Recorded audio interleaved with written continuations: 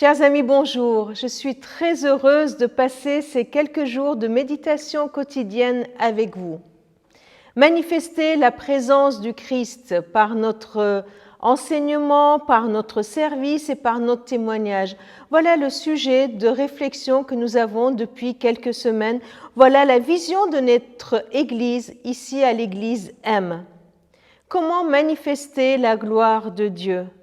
Je vous propose de prendre comme sujet de méditation tout un chapitre dans l'Évangile de Jean, le chapitre 17.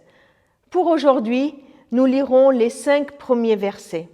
C'est Jésus qui fait cette prière, une prière juste avant d'entrer dans la période de la Passion, de mourir sur la croix, de ressusciter et de monter au ciel. C'est la dernière prière que nous entendons de sa bouche qu'il fait au Père. Père, l'heure est venue, manifeste la gloire de ton Fils, afin que le Fils manifeste aussi ta gloire.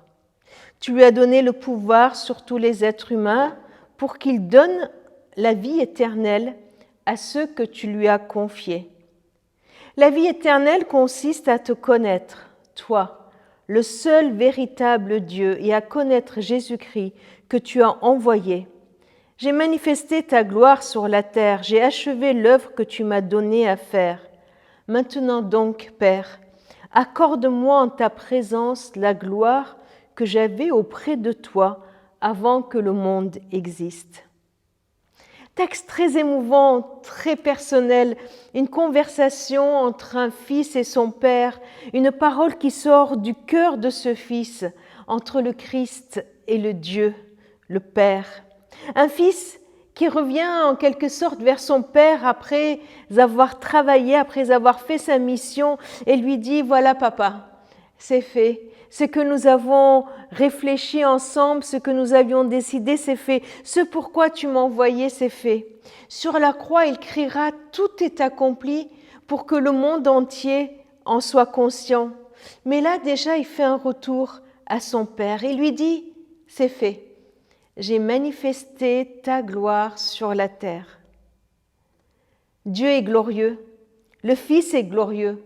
On parle de la gloire du Père, du Fils, et à un moment donné, on a l'impression que tout est mélangé. La gloire du Père, c'est celle du Fils, la gloire du Fils, c'est celle du Père. La gloire du Fils est de manifester celle du Père. Et la gloire du Fils est révélée ainsi. Christ a tout reçu du Père, le pouvoir sur tous les êtres humains, non pas pour les asservir, pour dominer sur eux, mais pour leur accorder la vie éternelle. Quel amour extraordinaire, quelle mission! Et voilà la conclusion concernant l'œuvre du Fils, ce qu'il a fait. J'ai manifesté ta gloire. Comment il a fait? Et à son exemple, comment nous pourrions nous aussi manifester la gloire du Père? Il a achevé l'œuvre que le Père lui a donnée à faire. Il est venu sur terre. Il a donné la vie éternelle à ceux qui lui ont été confiés. Il a fait connaître à ses disciples son Père. Il a dit en quelque sorte, voilà, je vous présente le Père, le seul véritable Dieu, l'unique, je vous le fais connaître. Alors, connaître le Christ, comment? C'est ainsi que nous pouvons connaître le Christ en manifestant, en voyant devant nous la gloire du Père. Connaître dans l'intimité, dans le cœur à cœur, c'est cela voir la vie éternelle. C'est cela entrer dans cette vie éternelle, connaître l'œuvre et la personne du Christ.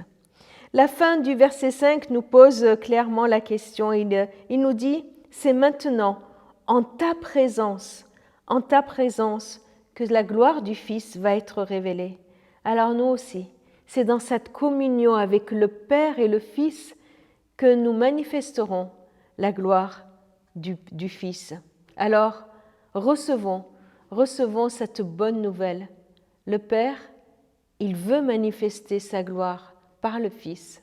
Le Fils le fait et le Père manifeste ainsi la gloire du Fils au travers de nous.